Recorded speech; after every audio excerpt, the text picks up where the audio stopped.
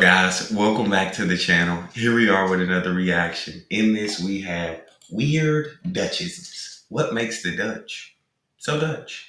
Before we dive in, if you guys happen to enjoy this, please don't forget to smash that subscribe button, give the video a thumbs up.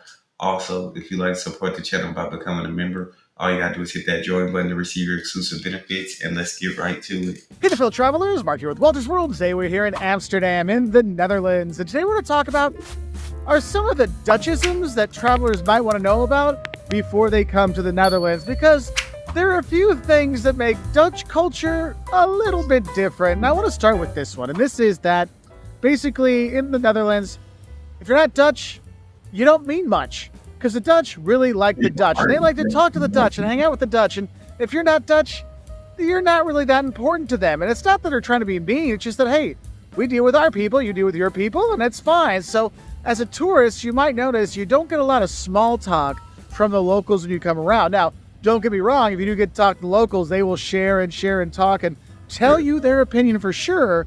But yeah, don't expect too much small talk there. And you may think, well, but I'm somebody special, I'm somebody great, I'm somebody like, they want to know about my experiences. No, they got a thing here, just do normal. Like the Dutch, we don't show off, we just do normal. Could you do that, please? That's what I think about. So just kind of have that in your mind when you're here. Because when you are here and you do talk to them, another very Dutch thing is their sense of... Do normal, you feel me? Because doing that is enough. Being yourself is enough. There's no need to try to do all this to stand out. And there's no need for it. Be yourself is enough. That's enough. So don't try to act out of character or be too much. I rock with that. All right, let's keep it going. Humor. Like Jocelyn will tell you, the Dutch probably the best sense of humor in the European Union, because they just have this really dry sense of humor. And a lot of people kind of take that as rude or something. Like, no. They're actually using humor, but you don't realize it's humor at first because their English is so good. And you're like, wait a minute, was that sarcasm there?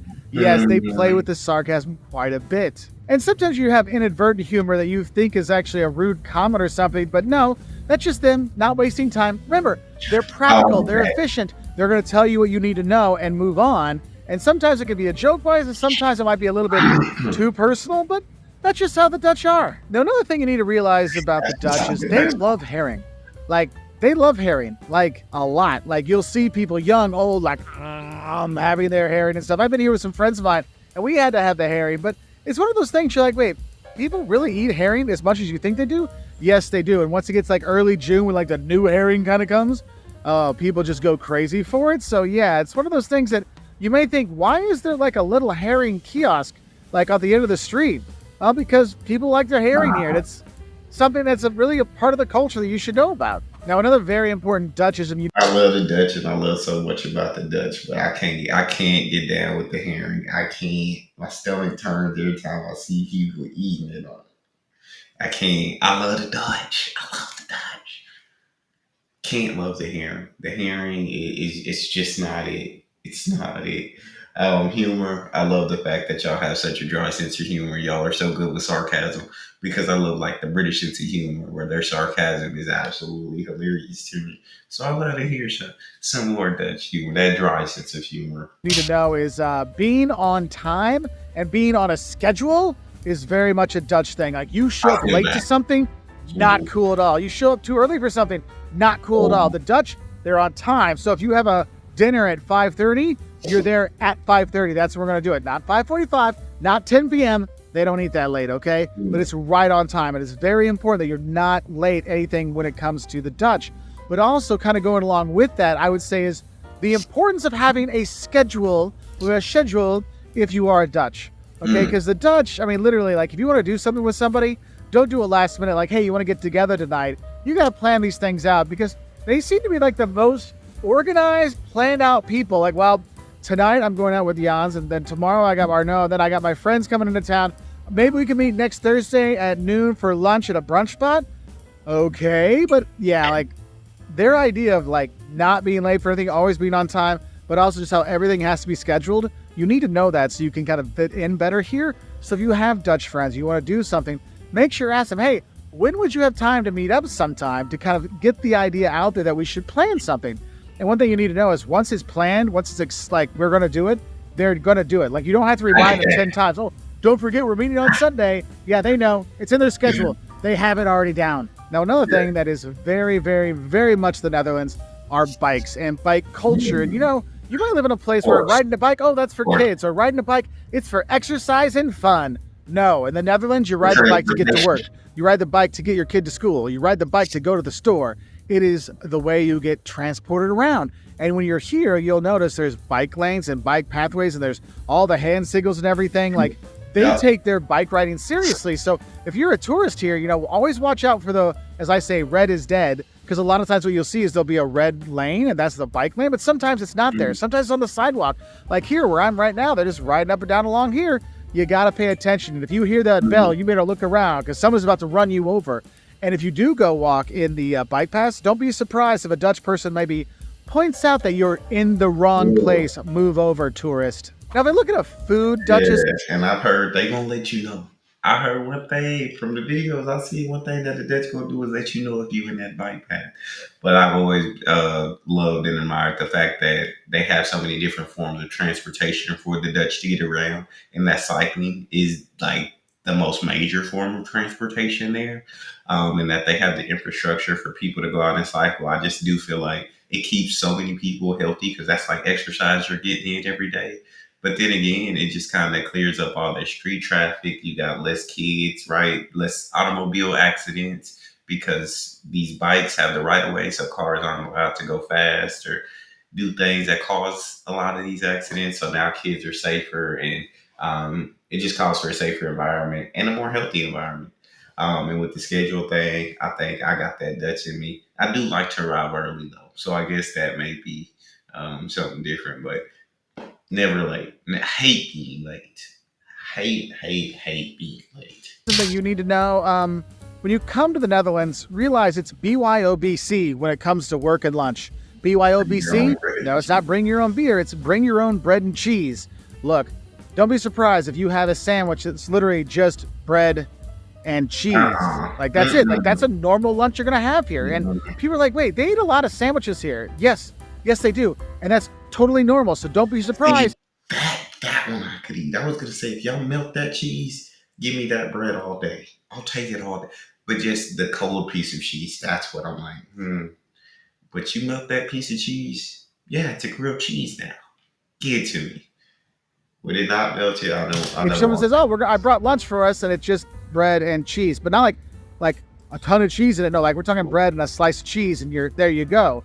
And that. I think that kind of reminds me of another kind of Dutchism when it comes to eating is the idea here that you only have one hot meal a day. Now, you're in the U.S., you might have three hot meals a day, or the Mm-hmm. U.K. or other places. But now here, it's all about efficiency.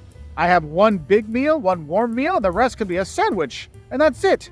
And the thing is, when you see I those feel sandwiches, that. sometimes in the I feel morning to like spice it up a little bit, or for a snack, yeah, it'll be the bread and the butter, and they'll put chocolate sprinkles on it to like spice things up a bit, right? that. So just don't. Not a lot of warm meals. Your friends, if they know that you already had a hot lunch, they'll be like, "Wait, you're having another warm meal? That Yes. that, that doesn't fit in my Yes. schedule." So just know Oh, you might freak them I out mean if there's that's too many true. warm meals. Though that and the bikes may explain why they're so thin when you're here. Oh, another food culture thing here on Dutchism is Fabo. And I know I'm probably saying it wrong, but it's named after the Mm. first street they were actually on. It's these vending machines. There's a couple euros, 2 or 3 euros, whatever. You can get all these fried treats, whether it's the croquettes, with the bitterballen, you get the fried cheese, you can get there's like fried noodles. Oh my god. Ooh. Just like in a packet, you're like, oh my god, this is fantastic. It's awesome, but they love it. Like that is like a go-to snack. Whereas the U.S., we got our McDonald's, and Finland has their Hesburger, and Sweden has their Max. Well, they have Fabo. And honestly, it's something you got to do. And you may think, dude, it's just fried foods. Yes, it's fantastic. And the Dutch have evolved that they can eat that fried stuff right away when it's like piping hot. So you are not Dutch. You need to make sure you like crack it and then let the steam come out a bit. But yeah, the whole vending machine, like hot food out of a vending machine, like hot fried food, it's something you got to do when you're here. Like it's a true Dutchism. And they don't do it all the time. Yeah, that's why again why they're probably so thin. But we tourists, yeah, we could jump in on that Dutchism. No, another Dutchism that might be It does look absolutely freaking amazing. Yeah, I started getting hungry as I saw it. I will say, I think you guys are on this. I will eat three hot meals in a day, and I will absolutely enjoy it. But I think you guys are onto something in the sense of me and my wife do struggle on what we're gonna eat for lunch every day.